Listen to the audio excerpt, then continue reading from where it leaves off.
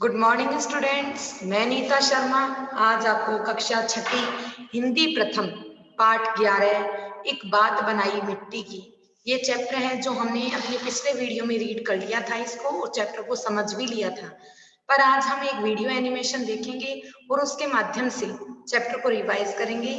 साथ ही साथ हम इसके प्रश्नोत्तर और भाषा और व्याकरण के प्रश्नोत्तरों का भी अध्ययन करेंगे। तो आइए देखते हैं हमारा वीडियो एनिमेशन।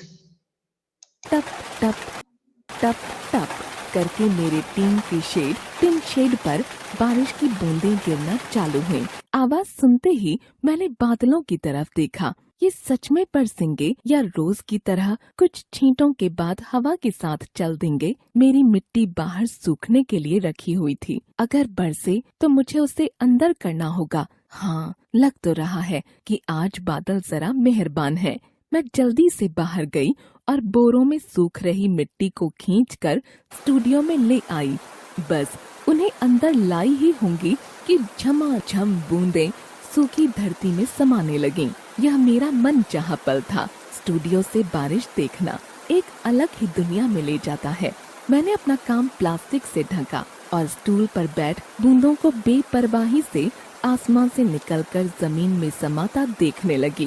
बचपन में एक कुम्हार को चाक पर कुल्हड़ बनाते देख मैं एकदम मग्न हो गई थी और मेरे मन में मिट्टी से कुछ बनाने की चाह आकार ले रही थी। छुटपन से ही मन में आता था कि जो मुझे पसंद है, जिस चीज में मैं पूरी तरह डूब सकूं, बस वही करूं। उस समय मैंने सोचा नहीं था कि मेरा एक स्टूडियो होगा और मैं अपने पसंद के काम से अपना जीवन चलाऊंगी। मेरी माँ शांति निकेतन से पढ़ी थीं। वे मूर्तिकार हैं और कांसे और लकड़ी की कलाकृतियाँ बनाती हैं। मैं शुरू में तो चाक से बहुत प्रभावित थी। उसमें काम करना मन को बड़ी शांति देता। लगता मानो मैं खुद से बातें कर रही हूँ। धीरे धीरे मैं उसके गोल रूप से बाहर निकलने लगी।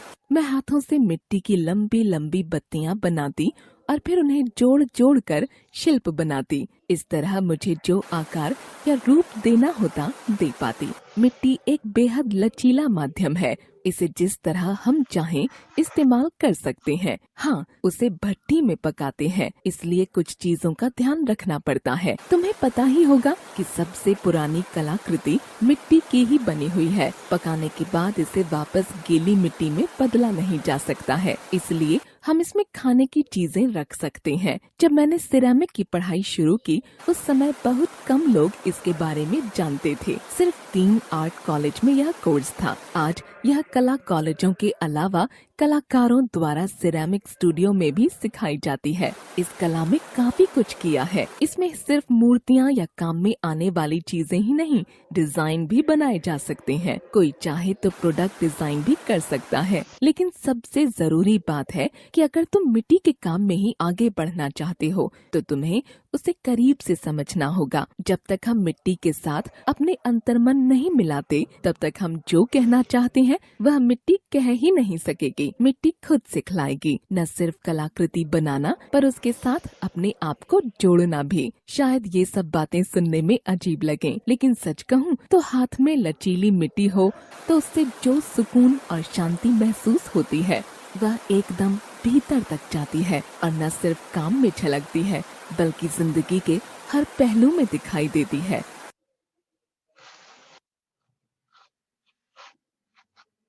तो बच्चों, हमने एनिमेटेड वीडियो देखा, हमें वीडियो समझ में आ गया ना? अच्छा लगा ना चैप्टर? अब हम इसकी पीडीएफ पढ़ेंगे, क्वेश्चन आंसर पढ़ेंगे। ठीक है, तो आइए देखते हैं, पढ़ते हैं क्वेश्चन आंसर। एक बात बनाई मिट्टी की। सबसे पहले देखते हैं शब्दार्थ। समाना, भरना, पूर्णा, लीन होना, मग्न, डूबना, आकार, रूप, सूरत, स्वरूप। नेक्स्ट देखिए कलाकृतियां, कला की वस्तुएं, प्रभावित, असर होना, अंतर्मन, मन की गहराई में, कुम्हार, मिट्टी के बर्तन बनाने वाला, कुल्हड़, मिट्टी से बना हुआ चाय पीने का पात्र। अब देखते हैं मौखिक प्रश्न। लेखिका का मनचाहा पल कौन सा होता था? लेखिका का मनचाहा पल होता था अपने स्टूडियो से बाहर बारिश देखना तो लेखिका का मन चाहने वालापन कौन सा होता था कि वह स्टूडियो से बाहर बारिश देखे। लेखिका की माँ कहाँ से पढ़ी थी? लेखिका की माँ शांति निकेतन से पढ़ी थी। लेखिका ने मिट्टी के अलावा और किस माध्यम से कलाकृतियां बनाई? लेखिका ने मिट्टी के अलावा सिरेमिक से अपनी कलाकृतियां बनाने को माध्यम के रूप में अपनाया। देखें लघु प्रश्नोत्तर। और मेरे मन में मिट्टी से कुछ बनाने की चाह आकार ले रही थी। क्या देखकर लेखिका की मिट्टी से कुछ बनाने की चाह आकार ले रही थी? कुम्हार के गोल घूमते हुए चाक को देखकर लेखिका को मिट्टी से कुछ बनाने की चाह होने लगी। क्या लेखिका अपनी इस चाह को पूरी कर पाई? लेखिका अपनी इस चाह को पूरी कर पाई। उन्होंने इस क्षेत्र में बहुत प्रसिद्धि प्राप्त की। मिट्टी व सिरेमिक की कलाकृतियों के द्वारा उसने विदेशों में ख्याति प्राप्त की। आज उनका अपना स्टूडियो है। मिट्टी को उन्होंने नए आकार कैसे दिए? मिट्टी से वह अपने हाथों से लंबी लंबी बत्तियां बनाती और फिर उन्हें जोड़कर शिल्प बनाती। इस तरह वह उन्हें नए आकार देती थी। देखिए संक्षिप्त प्रश्नोत्तर। यदि मिट्टी के काम में आगे बढ़ना हो तो हमें क्या करना चाहिए? मिट्टी के काम में आगे बढ़ने के लिए हमें मिट्टी को करीब से जानना चाहिए। अपने अंतर्मन को मिट्टी से जोड़ना पड़ता है, तभी हम जो चाहते हैं मिट्टी से वही आकार बना पाते हैं। लेखिका ने मिट्टी को छोड़कर सिरेमिक के माध्यम को क्यों चुना? अपनी कला को विकसित करने के लिए उन्होंने सिरेमिक को चुना। सिरेमिक के बारे में बहुत कम लोग जानते थे। इस माध्यम से बहुत कुछ किया जा सकता है। केवल मूर्तियां या काम में आने वाली वस्तुओं के अलावा इससे डिजाइन भी बनाए जा सकते हैं। जब लेखिका की टीन शेड पर बूंदें गिरना चालू हुई तो लेखिका ने बादलों की ओर क्यों देखा? लेखिका ने बादलों की ओर इसलिए देखा क्योंकि उसने मिट्टी बाहर सूखने के लिए रखी थी। अगर पानी बरसेगा तो मिट्टी को भी अंदर करना होगा। दीर्घ प्रश्नोत्तर देखिए। अपनी पसंद के काम से जीवन चलाना था, कोई भी काम करके केवल ढेर सारा धन कमाना। आप इन लोगों में से किसे चुनेंगे? कारण व उदाहरण दोनों दीजिए। इन दोनों में से हम अपनी पसंद का काम करके जीवन चलाना चुनेंगे, क्योंकि काम करके धन कमाने में आनंद नहीं होता, जबकि अपना मनचाहा काम करके आनंद मिलता है। ढेर सारा धन कमाना जीवन का आनंद नहीं है, जबकि मन का आनंद तभी मिलता है जब हम अपना मनचाहा कार्य करते हैं। जिस प्रकार एक अध्यापक की रुचि अगर बच्चों को पढ़ाने में है, तभी वह बच्चों को मन से पढ़ा सकता है तथा उनका सही मार्गदर्शन कर सकता है, अन्यथा उसका ध्यान सिर्फ पैसे कमाने में ही रहता है। नेक्स्ट देखिए आप।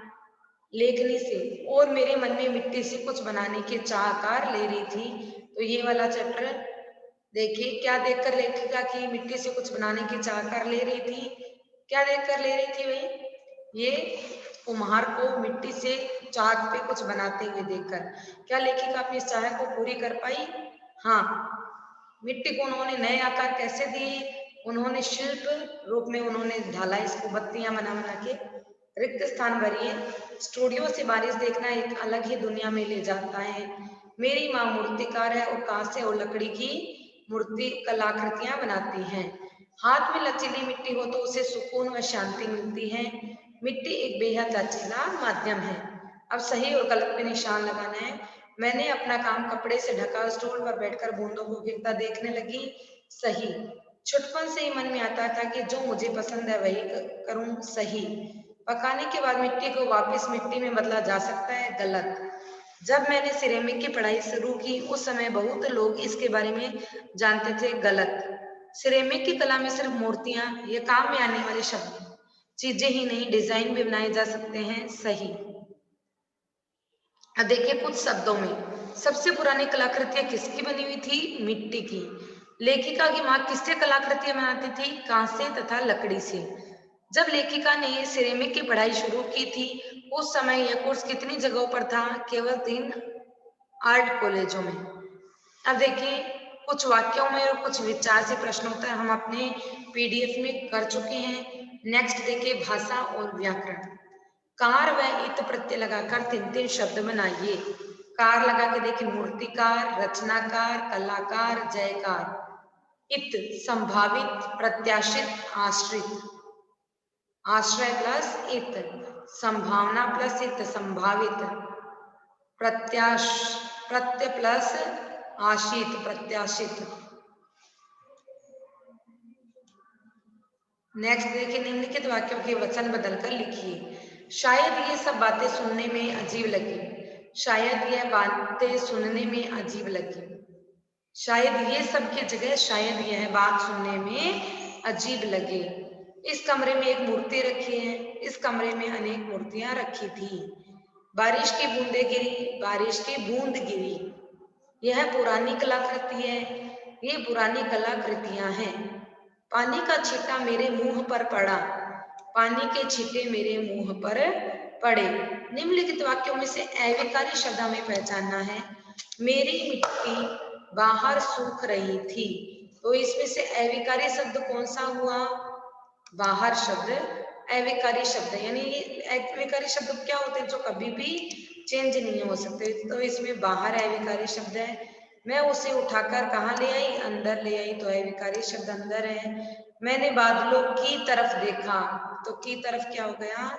अविकारी। कोई चाहे तो प्रोडक्ट डिजाइन भी कर सकता है। तो डिजाइन। वह शांति एकदम भीतर तक जाती है। शांति। भीतर। भीतर भी आके ये है। ठीक है, इसमें आपके भीतर वैसे एग्जैक्ट सही है। ये शांति वाला आप मत कीजिएगा। ओके, नेक्स्ट देखिए आप।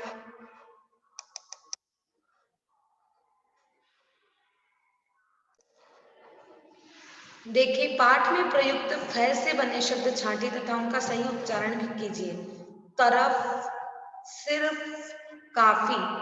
शिरोरेखा के ऊपर मात्रा का जो भाग निकला होता है उस पर लगी बिंदी नियमानुसार अनुनासिक ध्वनि होती है, अनुसार नहीं। मुद्रण की सुविधा के लिए इसे बिंदी के रूप में लिखा जाता है, जिससे सिंचाई। अब देखिए, शिरोरेखा मतलब सिर के ऊपर रेखा खींची हुई। अब सह के देखो, सिर के ऊपर रेखा खींची हुई है, उसके ऊपर अगर ये होता है ना मात्रा, तो अगर वहां पर ये होगी ना क्या बोलते हैं उसको, चंद्र बिंदु। तो चंद्र बिंदु को हम किसके रूप में लिखेंगे?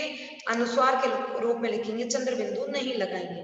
जैसे हिंदी, बिंदी, सिंधी, पैंट। इसी तरीके से देखिए, पाठ में कुछ शब्द हैं तो उनको हमने छाटा है। मैंने, छींटो, मैं, है, तो नहीं और थी। ये ऐसे शब्द हैं जिनको कि किनके रूप में लिखा जाएगा? अनुस्वार के रूप में, जबकि ये क्या है? अनुनासिक। तो इस प्रकार हमारा चैप्टर यहीं पर खत्म होता है। आपको समझ में आया होगा। आप इसको पढ़िए, समझिए चैप्टर को, और भाषा और व्याकरण के प्रश्नोत्तरों का भी अध्ययन कीजिए। धन्यवाद।